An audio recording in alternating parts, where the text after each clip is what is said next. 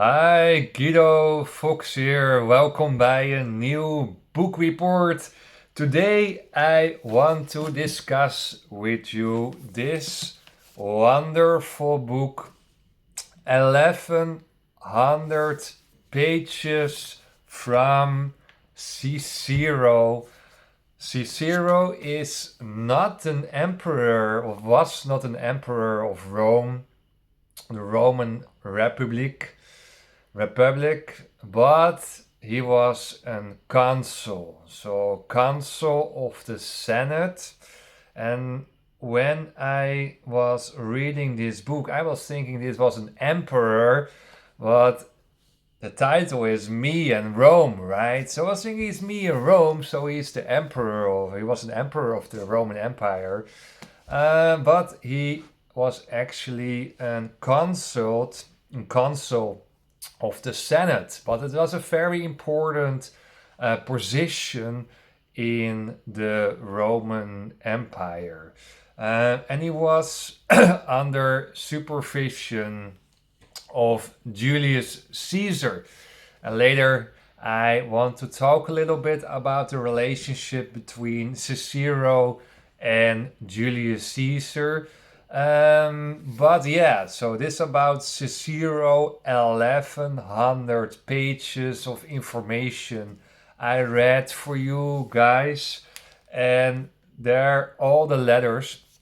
And Cicero was wrote books, many books about reasoning, public information. He wrote about speaking skills, performance, and about other history books. And he was also a lawyer, and he wrote also about philosophy because I was a philosopher. So a very guy who knows so many things.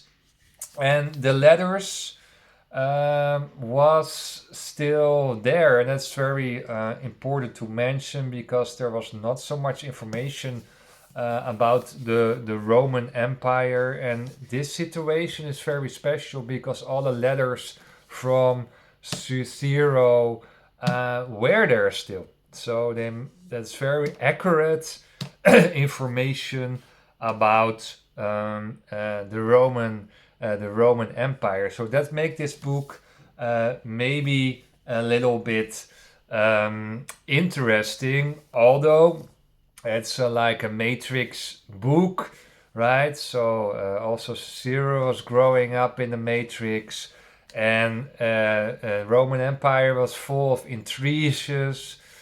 Your best friend could be also your enemy. There were a lot of wars, tensions, poverty in the Roman Empire. So there were also a lot of difficulties to survive. Someone was murdering him also, and also in his time, Julius Caesar was murdered, and he had to choose positions between the side of Caesar or the side of his following up guy. So you see, the Matrix was full of tension. So that's also what you read in this 1100 pages book.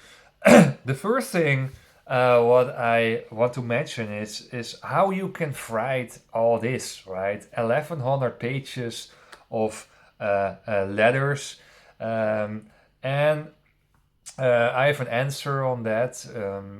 First, you think, okay, right, I have to rule an empire. I'm the consul of the Senate. I have no time to write 1100 letters, and that's my first thought also. But in that time, you didn't have email, right? So now you have email, and actually, is it a summary of all the emails of Cicero? So, but they were very extended emails. So in that time, you didn't visit someone, or you didn't are able to call someone quickly, or you couldn't send an email, you couldn't send a WhatsApp message. So you had to write letters, and if you write a letter, you do that on a very extended way because you had to pay also that the letter is with a courier, with a guy who's going with a horse to the other side of the city or another part of the state or going to other town or other country to bring those letters. So those letters couldn't be very short, right? From hey, nice to meet you. I would like to have this position in the Roman Empire by. So the letters were more full loaded. So therefore, I can imagine that you were able to make time for this 1100 pages of information. And one of the purposes of these letters were networking. So you were not able to easy move with your Uber taxi driver from one side of the town to the other side of the town or from one town to the other town. So you didn't meet people so much in real life. So you had to write letters to hold the connection and hold your network. And networking was more than nowadays very, very important in the Roman Empire because networking is knowing people, and knowing people means trust. I mentioned earlier in this video that it was intentioning time and your best friend could be an enemy and is hinting on your position. Maybe you get murdered. So networking, making friends, and long-term stable relationships were holding by writing letters to each other. That doesn't say anything about the quality of work, but if you have your network, you have at least someone who is trustful on the positions what has to be divided in the Roman Empire. So the army has to be motivated and positions there has to be fulfilled in the financial system, in the construction world, in the political world. There were positions, and the positions has to be fulfilled, and it were through letters and network. Nowadays is different, and that's what you read on page 15 is about mutual relationships. The Roman Empire was built on mutual relationships. You give something to someone and you get something back. So all these letters to each other was building network, and also a lot of times what I read in this 1100 pages of information is that you recommend someone to fulfill a position. So you say, hey, my friend from there and there, I know him, he's a trustful person, he can do the job. So networking and job positions were heavily mentioned in the letters of Cicero. So it was networking and giving each other positions on functions what are open in the Roman Empire. So that's interesting to see, because nowadays it is not right like that. Nowadays you're going to a firm and you see a position and there's a solicitation procedure, and the best, I hope, the best is coming on the right position, and that I think is also the best way, right? the best people in the right position, qualities on the first place. But in the Roman Empire, relationships, mutual relationships, and networking was very important to survive all kind of way, right? Because you have to survive. Your networking was a safe background to survive and get the money to perform well in life. Another thing in the networking relationships is that there were debts over and where. I tell you, you have a loan, you give a loan to someone, and you get money back from them. I think the banking system was not so involved in the Roman Empire, but people were giving loans and loans back. So what you see is that Cicero, the consul of the Senate, was giving loans to Caesar and the other way around too. So I mentioned in different pages 311, 815, 841, 852, 275, 241. You see that there is financial independency between people that can cause tensions, of course, because if people are not paying back or not the right interest percentage. But if you look into that, relationships like brothers in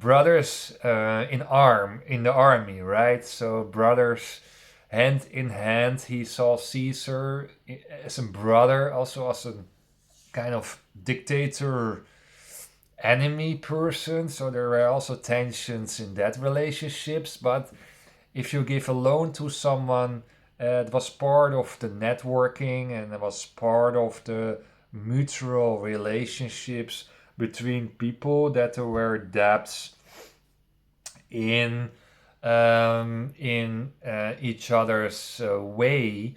And it was also a way of networking, what I tell you, but also a way to become part of Caesar's small, trustful circle, right? So to become in the real inner circle of a person, you have to be involved in financial independency, renting out your villas, going to each other's parties, speaking nice to each other, recommend good guys for job positions. So that we're always part those financial independent relationships were part of the Roman Empire. What's I think interesting to mention, because nowadays you go to a bank and you get a loan, right, or a private organization, and there's not so much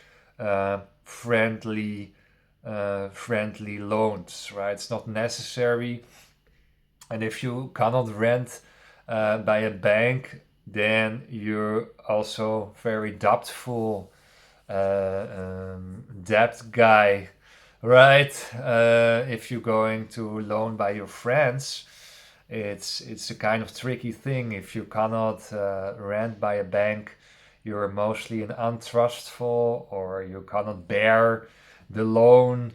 Nowadays it's different than in the Roman Empire. Then there was more financial independencies between people. That's what you see.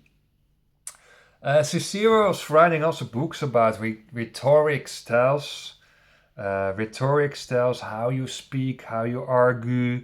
He wrote also books about that. He was lawyer, philosopher, political guy, very broad in widening fields of knowledge. And you have different rhetoric styles. You can be very direct, or you can use imaginary or image arguing styles. I found it interesting to mention on page 1008 is that you are able to have different arguing techniques. So if you're a political guy or you want to argue better, read his books and you will learn from an old consul of the Roman Senate. You learn about arguing and speaking skills. I think it's very interesting. In this 1100 pages of information, there were a lot of food laws. It's, I think, interesting to mention is that the Senate was have the power about which fields were available for the food production. So, who are in charge or who are in power of food?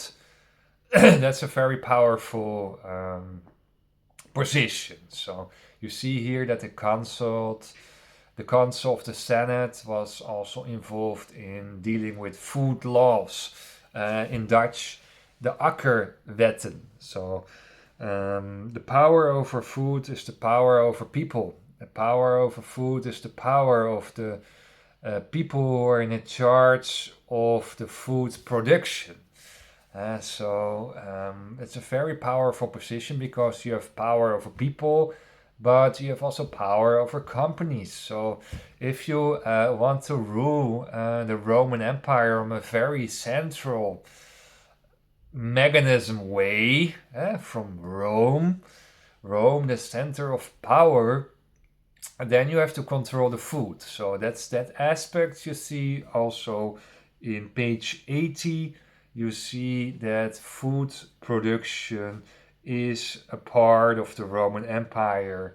Why it was centralized, why it's keep holding this powerful centralized force, I think, and also why the Roman Empire was very stable on the long term. Because if you hold the power over food, you hold power over people and power over companies who is making those food, right? So that's I think interesting to mention in this from this 1100 pages of information. Page 99, it's about Plato, and I like to talk about Plato. And Plato said only people who are studying a lot of times in their lives, in their 50 years old, then you're able to become member of the Senate. You have life experience. You read books probably. You're studying a lot. You're working on your speaking skills. So only people who are studying a lot are able to going into politics. And that's also the reason why the Roman Empire was so stable and so long durational, is because people were knowledgeable who were going fulfill powerful positions. So that was really wisdom, and also it create civilized persons. So if and Plato said, if you raise up civilized persons in the Senate, they will be example for the people on the street. So the people on the street were seeing those Senate guys, the people in the council, and the high positions in the Roman Empire were readable guys, where people were studying a lot and giving the right example. And nowadays you see the most crap politicians who didn't read any book or didn't study on the university or didn't even have their PhD degree. They're going in politics and they're average, they're mediocre. They cannot read the books, they cannot read the law, they don't know the law constructions in politics. So you create mediocre politicians where the normal folks cannot level themselves up. They cannot watch higher to see them as an example, right? So therefore you see bad policies, you see bad laws, you see all those things is happening. And in the Roman Empire, you had to study first. A lot of study, a lot of life experience before you are able to enter politics. So that's a very interesting thing Plato was saying, to keep an empire durational for a long time. Yeah, the power was by one person. So the Senate was more een uitvoeringsorganisatie. In Dutch was more they making the laws, they implementing the laws, and Caesar was looking if it's this the right policy and giving his sign, right? But the Senate was really a very powerful organization also to counter offenses the thoughts of Caesar. So Caesar was ultimately in power, but there were also powerful institutions next to him to parrot, to counter office his arguments. So the Senate was a very powerful organization because they had the power of the laws and also the power how to implement those laws. Yeah, that's what I want to say. You see that also Cicero, this philosopher, had his own coach, a spiritual guy. This name is Dionysius.